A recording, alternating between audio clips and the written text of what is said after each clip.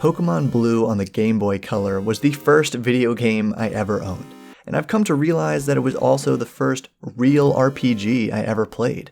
You explore a fantastic world, sort of interact with NPCs, and you fight monsters. And rather than your main character, they're the ones that have hit points and level up, gaining new abilities and becoming more powerful. And among the many things that Pokémon has done right to keep it a worldwide sensation for 25 years, am I getting old? Its combat system really stands out, particularly the elegant way that Pokémon handles vulnerability, resistance, and immunity to different types of damage. You could even call it super effective. So in a similar format to my lockpicking video inspired by Elder Scrolls 4 Oblivion, I'm going to break down my complete overhaul of D&D's damage resistance system, so you can take some ideas for your game and share some constructive criticism in the comments, because I'm no master when it comes to homebrew. I do it because it's fun, and this is where we learn how to have more fun playing D&D together. And if you'd like a ton of awesome homebrew systems and mechanics to make the game your own, check out this video's sponsor, Alkander's Almanac of All Things. Written by one of my D&D YouTuber pals and homebrew master, the Dungeon Coach, this book is a modular 5e rules expansion for combat, exploration, and social encounters, with options for PC reputation, travel, full rests, skill challenges, glancing blows, initiative, and damage resistance, and much more to truly let you customize your game experience.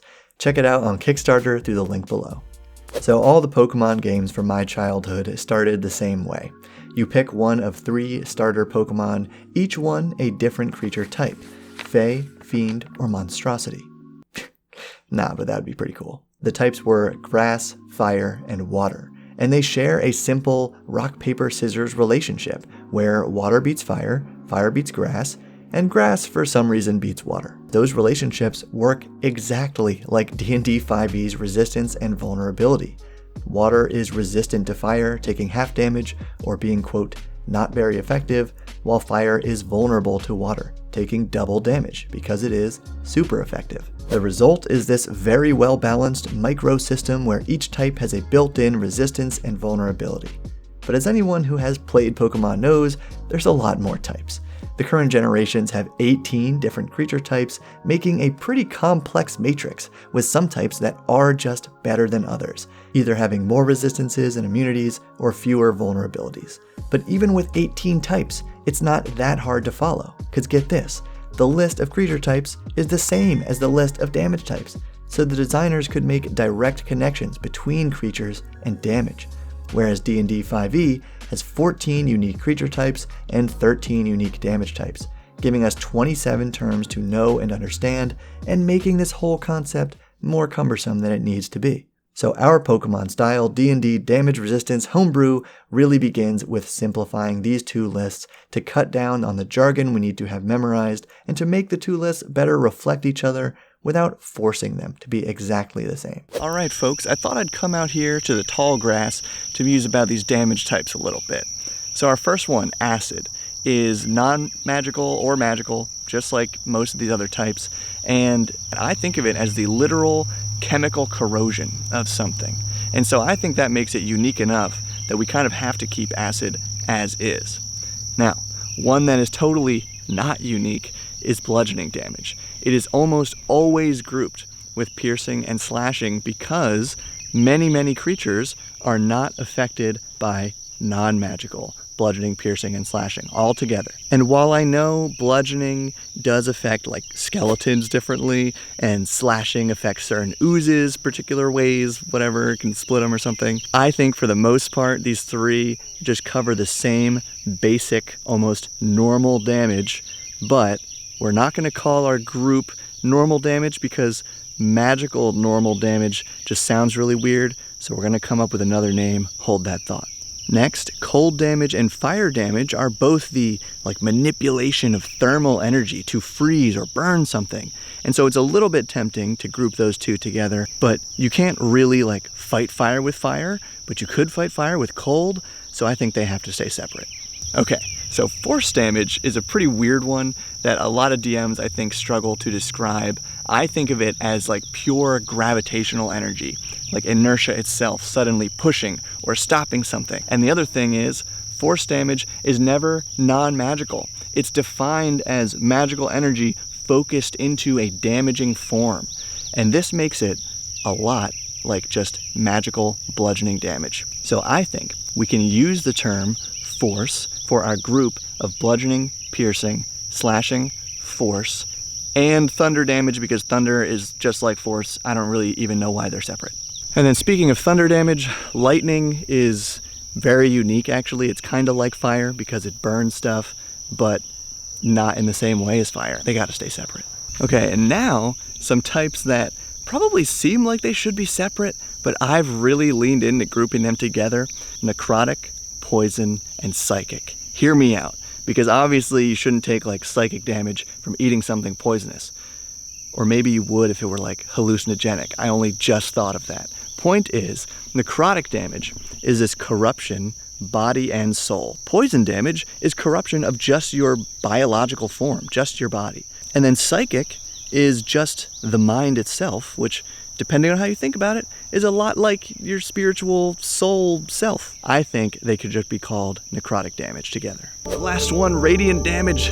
I think of this as like UV radiation or even nuclear radiation, which makes it very unique. Yes, it's kind of like a burning, but it's also a blinding, so it's different from fire, it's different from lightning, it's its own thing. Okay, and that just took our 13 damage types way down to 7. So our list is now way easier to learn, memorize, and understand. And our first creature type, aberration, is just ridiculous because the whole point is that they are too unique to fit in any other group. 2 aberrations should not be able to be affected by damage the same way. Scrapping it. And the exact opposite is beasts, right? Beasts are just flesh and blood, non-magical creatures. I guess one defining feature is that they're supposed to have very low intelligence. But the thing is, having human intelligence or not does not affect your relationship to damage. You're gonna get burned just as bad as anybody else. So for beasts, we are pulling straight out of Pokemon and calling this our normal type. Okay, and celestials are pretty much made of this divine, holy, radiant energy, and therefore they're gonna have a special relationship to damage, so they should be their own type. But celestials should just be named radiant type creatures to make that relationship even more clear.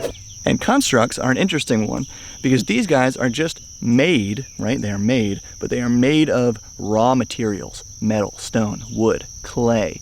There are flesh golems, but those are totally just undead, right? And the thing is, being made of raw materials like that makes them a lot like elemental. So I think we kind of need to scrap our elemental and construct type and create a bunch of new ones. Fire type creatures, metal type creatures, stone. The list gets a lot longer here, but we're gonna see how it shrinks up pretty soon. And speaking of our constructs, anything would technically be like a wood type, which is pretty rare to begin with, would just fall under our plant type creatures that already exists. Now dragons are a really easy one, guys. If it doesn't have a breath weapon, it's a normal type creature. If it has a breath weapon, fire breath for example, it becomes a fire type like we just created from our elemental batch. And then next on our list, and I feel like I might get some hate for this one, but Fae just also do not need to be a creature type. Shadowfell creatures don't get their own type, right? Why didn't D&D designers do that? I'll tell you why. Because creatures from the Shadowfell don't necessarily all take damage the same way, and neither should creatures from the Feywild. They just don't need to be their own type. Now, fiends, however, are kind of like creatures from the Shadowfell in that they're kind of built around this corruptive force, and you might see where I'm going with this. These fiends should pretty much all be our necrotic type. Remember, necrotic and radiant damage are like these polar opposites, and now that's reflected in both damage and creatures. Nice. And hopefully this next one's really intuitive by now. Giants are just like dragons. If they don't have a type, if they're just a freaking hill giant, they're normal. Humanoids, do I even have to say it? Normal. Monstrosities, this one was just the other catch-all by D&D designers. These guys are all normal type, unless, yeah, you see one that specifically should be like cold or something. And now a really weird one is the ooze type, because it's only a handful of creatures. There's really not many oozes at all. So I wonder why something like this kind of got its own type, and say Lycanthrope didn't. Obviously, lycanthropes have a very specific relationship to magical and silver damage, for example. But then I guess we would have to add magical and silver damage technically as their own types. XP to level 3 has a great video on this about how it kind of doesn't make sense. My point is, ooze probably doesn't need to be its own type.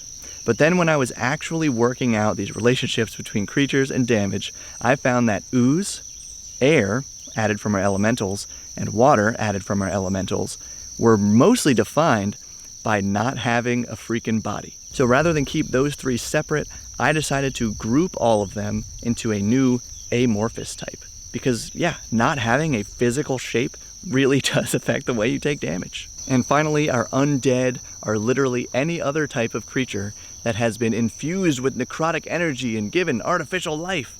So hopefully, you see where I'm going with that one. They're just necrotic type. Except creatures that also don't have a body, right? A lot of ghosts and things are incorporeal, so they will be necrotic, but they'll also be that new amorphous type. All right, we've simplified our types. We've created pretty strong overlap between damage and creatures. And without going over my thought process for each relationship, here's my not too complicated matrix of damage resistances, vulnerabilities, and immunities based on the type of creature. Example 1. Normal type human commoner gets hit with a stick that does force damage. All good, no changes. Like we said earlier, normal type creatures are the baseline, so they take all damage normally. 2. An acid-breathing black dragon gets hit with a jar of acid. This might do some normal force damage from the jar, but the acid should have no effect. They're immune, and I couldn't think of a good reason for acid creatures to be affected abnormally by cold, fire, lightning, necrotic, or radiant damage. 3. An Icewind Dale ice troll would be a normal type and cold type creature, and I think it should be immune to cold damage and resistant to fire damage. You might say, whoa, hey Bob, hold up. Troll resistant to fire? Fair enough. Remember, you can fine-tune these guys however you want. But yeah, I think a creature imbued with elemental cold would be more difficult to burn, and vice versa. Plus, because my homebrew pantheon associates cold with good aligned divine beings, because the sun is kind of an evil god, it's a whole thing, I also gave cold creatures resistance to the icy grip of necrotic corruption. But again, you should change that if it would be more fun for your game a different way. And you can take it further by adding water and plant type damage so it could be just like Pokémon. So, here's a nice printer-friendly PDF of my whole matrix with another page of just my damage and creature types where you can decide the resistances, and another page with a totally blank matrix so you can make up whatever you want based on these ideas.